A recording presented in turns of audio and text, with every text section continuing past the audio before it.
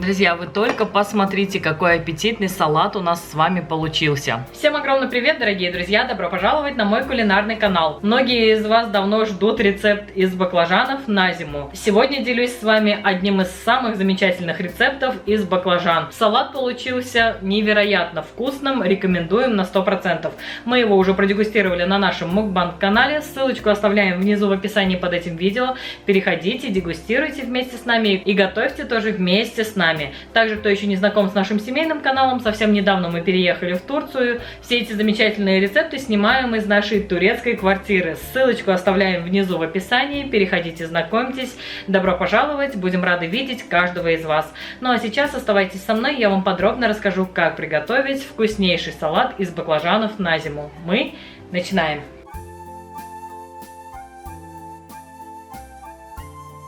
Итак, для любителей баклажанов сегодня готовим вкуснейший салат из баклажанов. Для этого нам потребуется 2 килограмма хороших молоденьких баклажанчиков, 800 грамм красного болгарского перца, 1 килограмм помидоров, полкилограмма 500 грамм лука очищенного уже. Также нам потребуется 1,5 столовые ложки сахара, соль по вкусу. Чуть позже ниже я напишу в описании, сколько в итоге соли у меня уйдет. 100 миллилитров 9% уксуса и 200 миллилитров растительного масла. Также небольшая головка чеснока, у меня здесь буквально 55 грамм в неочищенном виде. Для начала нам необходимо подготовить овощи. Для начала мы с вами займемся болгарскими перцами. Болгарский перец разрезаю пополам, удаляю семена, плодоножку и перегородки.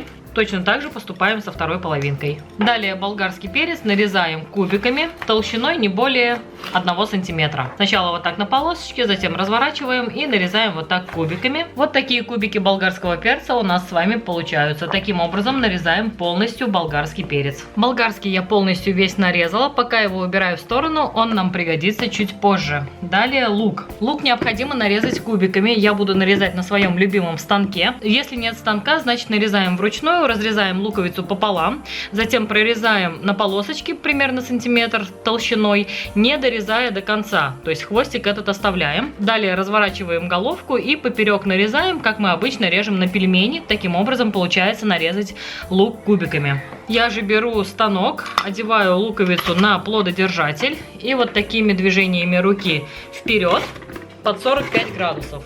Вперед под 45 градусов. Вот такими кубиками получается нарезать лук через станок. Таким образом я сейчас нарежу полностью весь лук. Затем покажу, что делать дальше. Лук я нарезала, вот такое количество у меня получилось. Пока тоже в сторону. Далее на очереди у нас помидоры. Помидоры нам необходимо подготовить для перекручивания через мясорубку, либо через блендер можно пропустить. Вот такими крупными кубиками нарезаю помидоры, чтобы легко было поместить в блендер. Помидоры разрезаю сначала пополам так, чтобы вот эта плодоножка, несъедобная часть, оставалась на одной половинке. Далее вот таким треугольничком вырезаю и утилизирую. Все остальное разрезаю так, как мне удобно, на крупные кубики. Помидоры я подготовила, далее нам необходимо их пропустить либо через мясорубку, либо через блендер. Я сегодня воспользуюсь блендером, так как помидоров не очень много, неохота пачкать мясорубку. Блендер потом сполоснуть мне намного проще. Помещаем некоторое количество, сколько поместится, помидоров в чашу блендера. Остальное пока в сторону. Закрываем крышкой, подключаем моторную часть и перемалываем при помощи блендера наши помидоры. Когда помидоры превратились в пюреобразную кашицу, перекладываем их в чашку. То же самое делаем со всеми оставшимися помидорами. Итак, с помидорами я тоже справилась, пока их тоже убираю в сторону. И у нас остались только баклажаны и зелень. Значит, что касается баклажанов, удаляем несъедобную зеленую часть, вот эту юбочку тоже снимаем, все это выбрасываем. Все остальное нам необходимо почистить. Я сверху вот так счищаю верхнюю часть баклажана, снизу вот так отрезаю. И при помощи экономки очищаю баклажан.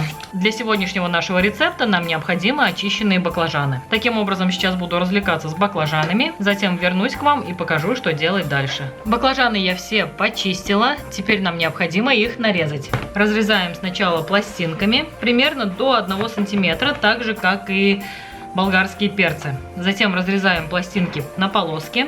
7-8 миллиметров до 1 сантиметра, еще раз повторюсь. Затем разворачиваем и разрезаем поперек на кубики.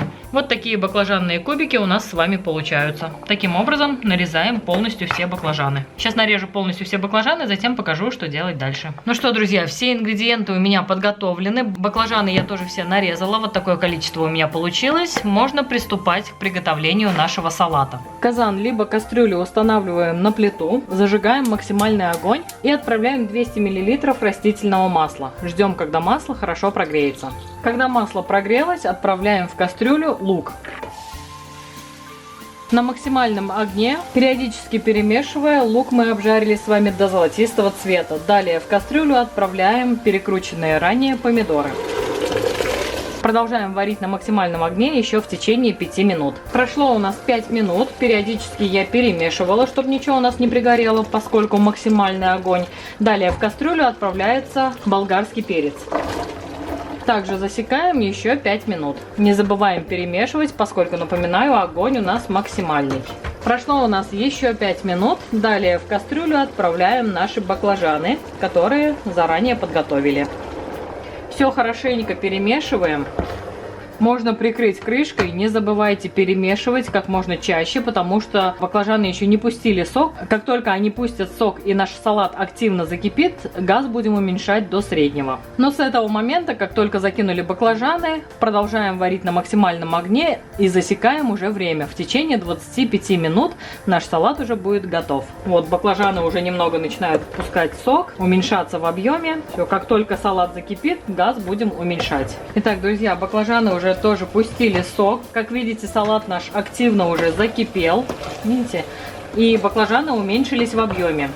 Все, с этого момента еще раз хорошенько перемешиваем. Периодически не забывайте открывать крышку и перемешивать, чтобы салат на дне у нас не пригорел. Опять закрываю крышку и уменьшаю огонь до среднего. Все, на среднем огне при умеренном кипении варим, пока не пройдет полностью у нас время. Тем временем, пока у нас тушатся баклажаны, мы с вами почистим чеснок и нарежем зелень. Чеснок чистим следующим образом. Сначала освобождаем от внешних пленок, разделяем головку чеснока на зубчики и помещаем зубчики чеснока в отдельную глубокую чашку. Поскольку чеснока у нас не очень много, всего одна головка, я возьму чашку поменьше. Далее чеснок заливаем крутым кипятком, так чтобы он полностью погрузился в кипяток. Буквально 5-6 секунд и сливаем воду. А дальше, друзья, смотрите. Легким движением руки у нас получается очистить чеснок. Раз, два, максимум 3. Все, зубчик очищен. Таким образом, сейчас полностью очищу весь чеснок, затем будем с вами нарезать зелень. Очень легко и быстро получается очистить таким образом чеснок. Чеснок я весь начистила, срезала вот здесь кончики и хорошо промыла, пока его в сторону. И на очереди у нас осталась только зеленушка. Зелень, смотрите, у меня не содержит таких прям жестких палочек, поэтому все буду мелко нарезать. Ну как мелко, сильно мельчешить тоже не буду, примерно по 3 миллиметра. Вот так буду нарезать зелень. Если у вас у петрушки толстые ветки, то лучше их срезать. Зелени у меня здесь 100 грамм петрушки, но при желании можно добавить кинзу. Если любите, можно петрушку заменить кинзой. Все, зелень у нас тоже подготовлена. А тем временем у нас уже прошло 20 минут. Открываем. Еще раз хорошенько перемешиваем. На протяжении всего времени периодически я открывала крышку и перемешивала. Вот какой аппетитный уже салат, да, у нас получается. И теперь наш салат начинаем заправлять. Отправляем через чеснокодавку чеснок. Головка чеснока, напомню, у нас. Все это делается за 5 минут до готовности. Отправляем зелень. Хорошую ложку соли с горкой. Можно даже еще на кончике столовой ложки добавить. В принципе, что касается соли, ориентируйтесь по своему вкусу. Также отправляем 1,5 столовые ложки сахара, а также 75 мл 9% уксуса. Все хорошо перемешиваем.